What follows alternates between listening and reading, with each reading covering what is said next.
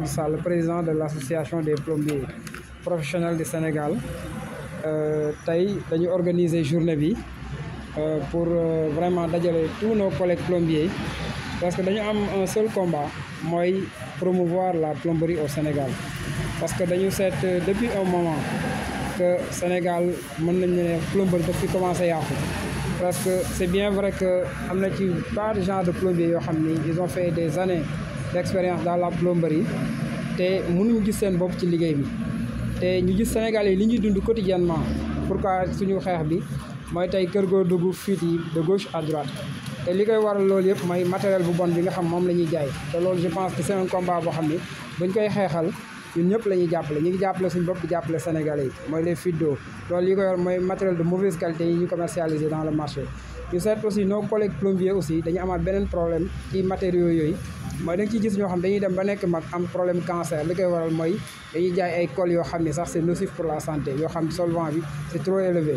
Je pense que loolu ku koy xeex te ñi koy utiliser ñu bëri sax ñoom ils ne sont pas conscients de ça ce qui fait que ñun suñu combat quotidien mooy loolu.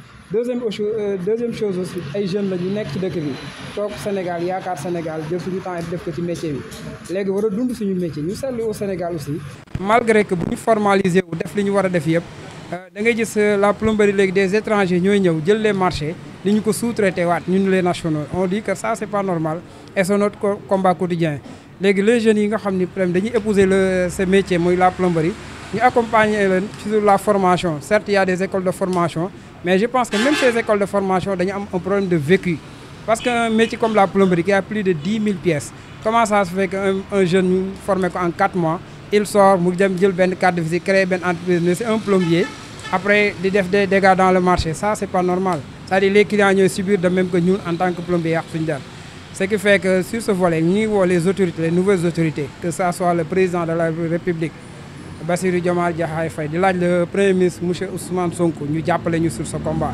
ay jeunes la ñu yoo xam ne vraiment dañu jóg pour xeex pour le Sénégal xeex pour vraiment promouvoir notre métier te am nañu droit aussi demander suñu chance c'était juste de côté ñun interpellé nañu chambre des métiers parce que léegi da ngay jóg rek dem indi sa benn photocopie carte d'identité dem chambre des métiers ñu defal la carte professionnelle c'est pas du tout normal gouverneur di ko signé autorité déjà mi ngi signé loo xam ne sax xamu ko xamul ni kii vraiment il connaît son métier bien il le connaît pas léegi nag pour sécuriser loolu moo waral ñu créer association des plombiers professionnels du Sénégal c'est-à-dire ñun nous sommes des professionnels am nañ métier bi am nañ vécu parce que boo seetee tey muy Sénégal ñun am nañ chance de liggéey Sénégal même ba ci sous-région bi man mi di wax ak yéen j'ai fait des marchés jusqu'au Mali et avec l'huile de Rufisque ce qui fait que am nañ chance boobu le savoir-faire sénégalais bëgguñu ko koy yàq loolu nag moo waral ñun associé nañ avec les chambres de métiers du Sénégal pour ñu vraiment ñu jàppale ñu revoir les cadres professionnels et tout ça loolu daal mooy suñu but quoi. waaw xalaat nañ ko parce que suñu métier bi métier bu noble la je peux dire que tey la plomberie bu ñu ko réglementé woon tey xoolal problème yi am fi ñun à un moment donné on a pensé à écrire c'est-à-dire le ministre de l'urbanisme parce que comment ça se fait bâtiment yi bëri daanu fi ay problème fuite d'eau la dañuy dem jënd ay PEX de mauvaise qualité des tuyaux dugal ko ci bâtiment yi mu am ay fuite di daanu on a pensé à écrire aussi mooy caisse économique et sociale à un moment donné autant parce que loolu yëpp c'est un problème d'économie ce qui fait que ñun c'est notre combat quotidien bon déjà xam nga déjà ñun on a eu la chance le 1er mai passé défilé nañu te démarqué wu nañu wax loolu yëpp mooy la préférence nationale parce que dëkk aussi mënoo fi toog nga am ay nationaux ñu am les mêmes compétences que les étrangers nga ne xale yi boole leen formaliser wul ñu dem formaliser wu di fay ay impôts am seen culture fiscale et tout ça nga jël marché bi di ko jox te aussi li ma ciy dolli mooy man mënuma comprendre tey une grande entreprise du secteur du bâtiment tey muy xëccoog benn PME benn marché bu 10 millions je pense tout récemment gis naa le ministre des finances envoyé na benn message sur ce volet te c'est important parce que benn PME wartu xëccoog sauf que entreprise boobu spécialisée sur ce domaine mais tey un plombier nga ne ko spécialisé formalisé mu def lépp après ngay benn marché bu 10 millions benn entreprise di ko xëccoog même bu yàggee xale yi dinañ jël gaal yi ñëpp dem dinañ dem parce que nit mënul sonn ci benn métier te mënu ci dund vraiment c'est ça notre combat vraiment ñëpp am ñun aussi ñu jëm jàppale xale yi ñu formaliser wu pour que loolu sax duggaat ci état bi kees état bi mu nekk un combat gagnant-gagnant vraiment c'est notre combat capital nañ ñu ci associé parce que déjà ñun dañuy def action citoyenne Touba tout récemment l'association des plombiers professionnels du Sénégal avant Magal Touba mobilisé nañ presque un budget du matériel de 7 millions yóbbu fa 50 plombiers ñu dem fa liggéey gratuitement te laaj ñu dara kooku action citoyenne la kuy def loolu nag mais bu ay dara amee état bi war ko mën a associer te c'est notre combat te incha allah on va aller voir le président de la république on va aller voir le ministre le premier ministre et on va voir toutes les autorités compétentes pour ñu jàpp nañ ci loolu. waaw léegi sama collègue bi ñëw na ci léegi Sadio Sène c'est-à-dire problème bi ñu remarqué mooy Sen'Eau dafa am ay compteurs yu muy tegal clients yi bu leen ko tegalee ba pare léegi ndox mi day romb yëg ci réservoir bu amee réservoir sa kër léegi bu marqué 2000 litres mu jug ci réservoir bi ñoom dañ cee waroon def benn clapet anti retour bu incorporé ci seen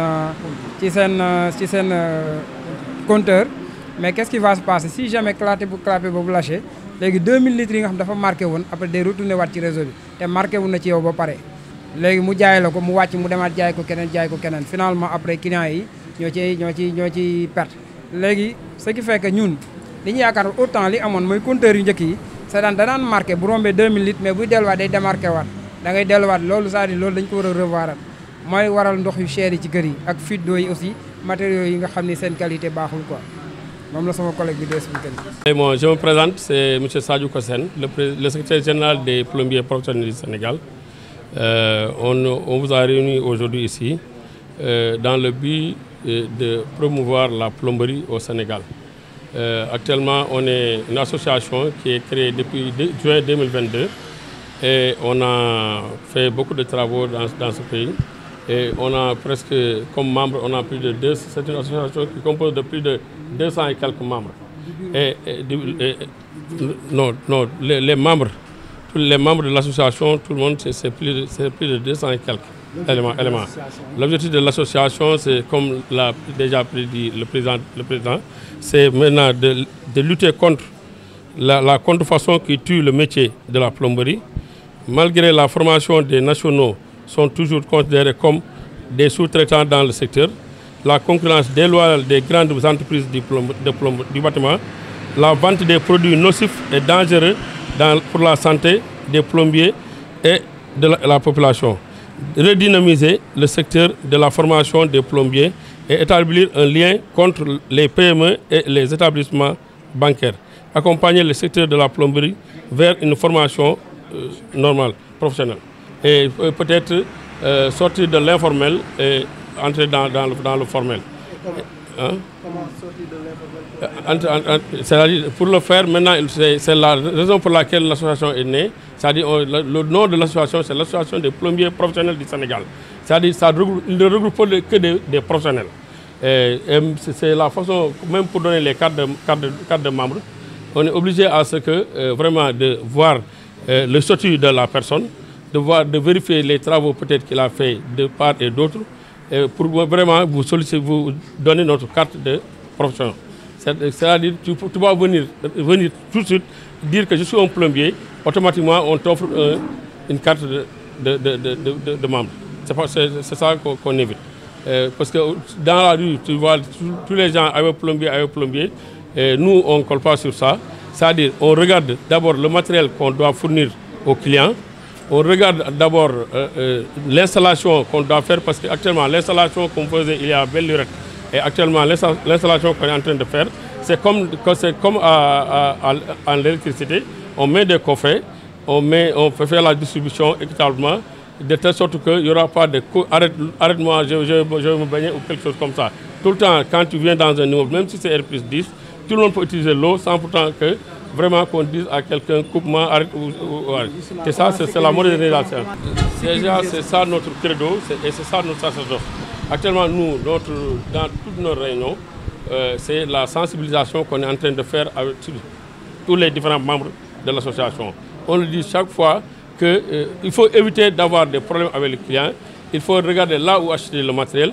Si le client maintenant préfère acheter son matériel, là, et que vraiment tu es dans un déficit financier, tu parles de ne pas exécuter les travaux, et dis-lui carrément que le matériel là, il est comme ça, il est comme ça, il est comme ça. Parce qu'en plomberie, il y a presque 3 ou 4 façons d'issuer une même pièce. Tu prends une pièce de plomberie, tu peux avoir presque 2 à 3 contrefaçons. Pour avoir l'original, tu as un demi-original et peut-être original. Et ce qui veut dire que nous, vraiment, dans notre groupe, tout le temps, c'est ce que nous parlons au niveau de nos réunions. C'est-à-dire, il ne faut pas prendre le faux matériel pour l'installer dans les chantiers. Parce que c'est ça notre problème. Il y aura tout le temps des fuites. Tu regardes les bâtiments, dans un bâtiment que tu regardes là, chaque fois tu vois des taches d'eau, ce qui dit que vraiment il y a un problème d'étanchéité ou bien un problème de fuite. Et c'est ça, c'est la raison pour laquelle nous sommes nés. Hein. Le professionnel qu'on a mis dans notre association, ce n'est pas gratuit. Les plombiers professionnels du Sénégal. C'est-à-dire, quand on dit les plombiers seulement, moi, on ne parle pas sur ça. On préfère que regrouper des plombiers professionnels. On est sur ça et on va faire le maximum possible pour vraiment créer un ordre des plombiers. Comme ça, vraiment, ce sera quelque chose qui sera reconnu par l'État. Et nous appelons vraiment nos autorités à venir en aide sur nous. Et nous sommes encore en face maintenant de voir même la consommation qui est au niveau des maisons. Parce qu'on a vu que vraiment l'eau est augmentée. Et vraiment, il y a beaucoup de choses qu'on doit revoir avec la Sen'Eau et autres choses comme ça. Et on est en train de travailler sur ça. Parce qu'au niveau des installations, l'ASE, il doit mettre des clapets, la Sen'Eau, il doit mettre des clapets anti-retour sur les compteurs. Maintenant, s'il ne met pas de clapets anti-retour, l'eau qui rentre, votre réservoir est de 2000 litres, le réservoir est rempli. Maintenant, si le clapet est défectueux ou bien il n'y a pas de clapet, l'eau ressort, alors que leur compteur, ça compte et ça ne décompte pas. Ce qui veut dire que si tu as même, tu peux ne pas avoir de fuite dans une maison, alors que tu as un problème de clapet. L'eau, dès qu'il affiche 2000 litres en haut, il peut ressortir dès que le réseau normal est en baisse. Maintenant, vous êtes obligé à ce que votre eau fournisse l'eau au quartier. En moins de 20 minutes, votre eau est épuisée et ça marque sur vous, ça part sur notre maison. Jean aussi, il marque les 200 litres qu'il a pris sur les 2000 litres. L'autre encore prend 300 litres.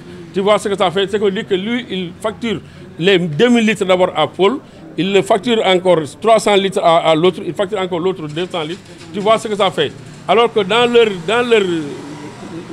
programme, il est prévu de mettre des clapets entre-tours. C'est des clapets incorporés qu'ils devaient mettre là-bas pour que vraiment éviter à ce que même si le plombier a omis de mettre un clapet, que vraiment l'eau reste dans la maison.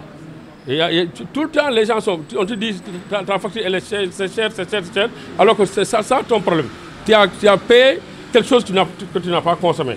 Et tout le temps, c'est la faute à Sen'Eau.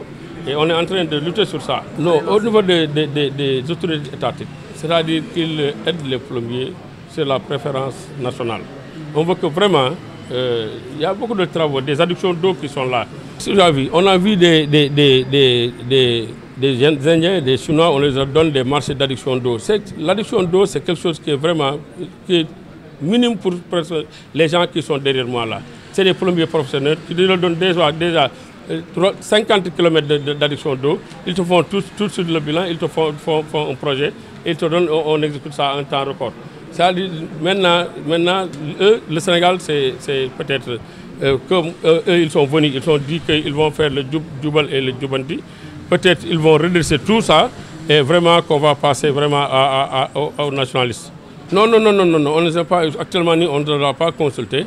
Tout ce que nous faisons, on le fait de notre propre gré, de notre propre poche, on fait des actions sociales. Et à part ça, il n'y a rien qui est venu de là. Les critères, ici au Sénégal, il y a un seul établissement qui était là, c'est l'établissement de Diamniadio. Et la façon de faire la plomberie, c'est la plomberie à la légèreté. C'est-à-dire qu'il ne rentre pas au fond de la plomberie. Et il y a un autre établissement qui est au niveau de Védène. Lui, il vient de commencer, mais il n'a pas encore les moyens, il n'a pas encore assez de gens. Il forme par catégorie de personnes. Après, il prend 20 personnes ou 15 personnes, il les forme après il te attribue. Mais la plomberie, proprement dit, vraiment, il faut qu'un grand établissement professionnel pour vraiment former tous les jeunes, même si ce n'est même pas la plomberie. Mais actuellement au Sénégal, on ne doit que faire de la formation. L'enseignement général qui est ici, là, vraiment, tu enchaînes pour apprendre quoi, la langue. Tu vas parler avec qui la langue? C'est-à-dire faire des écoles de formation. Au moins, tout le monde aura un métier. Personne ne va pas s'attarder à prendre les pirogues là pour partir quelque part. Même les gens qui prennent les pirogues, tu pars en Espagne, tu n'as aucune qualification, tu n'as pas de métier. Qu'est-ce que tu vas faire là-bas? Qu'est-ce que tu vas faire là-bas? Tu vas pratiquement de la commerce. C'est ça le problème ici au Sénégal. Le nom, c'est Sadio Kassène, secrétaire général des plombiers professionnels du Sénégal.